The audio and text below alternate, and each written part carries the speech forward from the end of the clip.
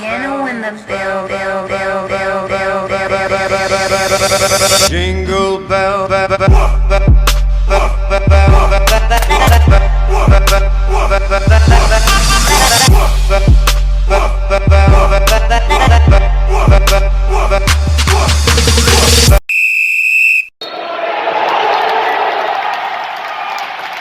Salut tout le monde, j'espère que vous allez super bien. Bienvenue dans ce nouveau tour du monde de l'actu foot. Très bonne nouvelle pour le Paris Saint-Germain. À 2 jours des huitièmes de finale retour de la Ligue des Champions face au FC Barcelone, l'infirmerie se vide considérablement. D'abord, le PSG a pu récupérer Marco Verratti et Angel Di Maria lors de la victoire face au Stade Brestois 3-0. Ensuite, Alessandro Florenzi et Neymar Junior ont réalisé une séance individuelle samedi et dimanche, ils ont participé à l'entraînement collectif. Mais quant à Neymar, il avait déjà repris partiellement avec le groupe cette semaine. Si cette tendance positive se confirme, le Paris Saint-Germain devrait pouvoir compter sur un effectif au grand complet à l'exception de Moïse Kean et de Juan Bernat.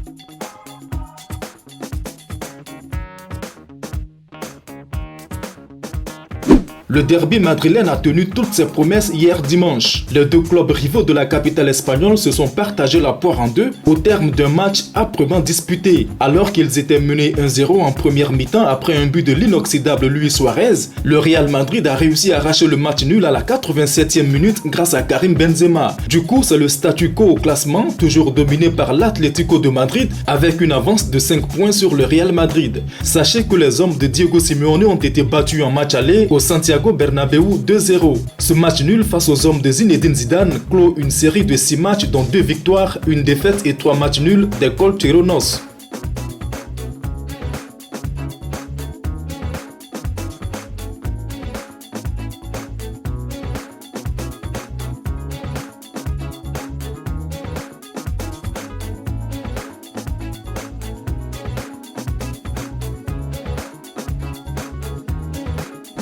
Un derby en appelle un autre. Cette fois, c'est du côté de l'Angleterre qu'un autre choc des rivaux a eu lieu, notamment entre Manchester City et Manchester United. Depuis hier dimanche, Manchester City n'est plus intouchable. En tout cas, c'est le moins que l'on puisse dire à l'issue de cette rencontre. Ils ont été piégés par le plan de jeu de Manchester United qui l'a emporté 2-0. Les Citizens concèdent ainsi leur première défaite en Première Ligue depuis le 21 novembre. Inefficace devant le but, la formation de Pep Guardiola voit United reprendre sa place de dauphin et revient à 11 points.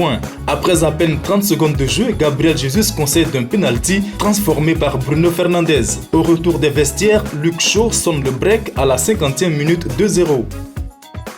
Faisons un détour du côté du Camp Nou où la fumée blanche est finalement apparue. Hier dimanche se tenait l'élection du président du FC Barcelone. L'affaire est désormais conclue. Joan Laporta est élu président du club catalan. Grand favori, il avait déjà occupé ce poste de 2003 à 2010. Toute la journée, les socios du club et les joueurs se sont précipités afin de voter. L'ancien et nouveau président du Barça s'est imposé face à Toni Frexa et Victor Font et succède ainsi à Josep Maria Bartomeu. Laporta devra donc présider aux destinées d'une équipe bien agitée ces derniers mois au regard des rumeurs sur le départ de Messi, la démission de Bartomeu et les accusations à l'égard de la direction du club. À l'issue du vote, Laporta a bien célébré sa victoire.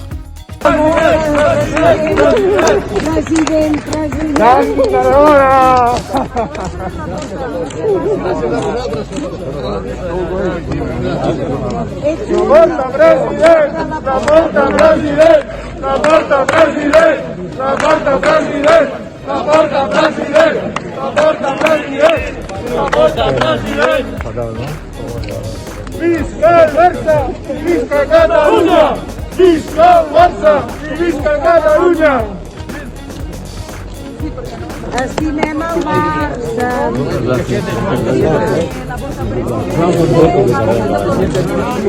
Revenons en France pour parler de l'élimination humiliante de l'Olympique de Marseille en 16e de finale de la Coupe de France. Les Marseillais ont reçu une énorme claque battue par le club de 4e division de Cornet-en-Roussillon 2-1. Pour le dernier match de l'intérimaire Nasser Largué, avant l'arrivée du nouveau coach Jorge Sampaoli, Marseille est tombé plus bas encore avec 7 piteuses éliminations au cours d'une saison de tous les désastres. Le club phocéen emboîte ainsi le pas à Lens et Lorient éliminés de la compétition samedi par des équipes de division inférieure.